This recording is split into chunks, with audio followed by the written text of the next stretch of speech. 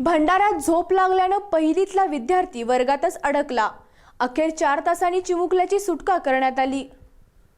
भंडारा जिल्ह्यातील पवनी तालुक्याअंतर्गत येत असलेल्या इटगाव येथील शाळेत नित्यनियमाप्रमाणे काल सकाळी देखील प्रतीक 10 वाजताच्या दरम्यान शाळेत आला, तर सायंकाळी 4च्या सुमारास शाळा सुटण्याच्या वेळेस त्याला झोप आली असावी व त्यातच तो शाळेतून झोपून राहिला।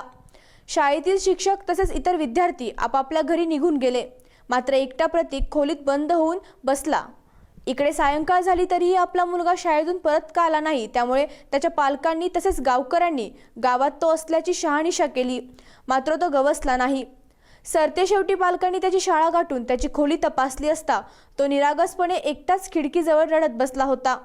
एकंदरीतच बाहेरून वर्गखोलीला कुलूप असल्यामुळे गावकऱ्यांनी मुख्याध्यापकांना फोनवरून शाळेत बोलवले व अखेर प्रतीकला वर्गखोलीतून बाहेर काढण्यात आले, तर प्रतीक घाबरला असल्यामुळे त्याला प्राथमिक उपचार करीत रुग्णालयात दाखल करण्यात आले।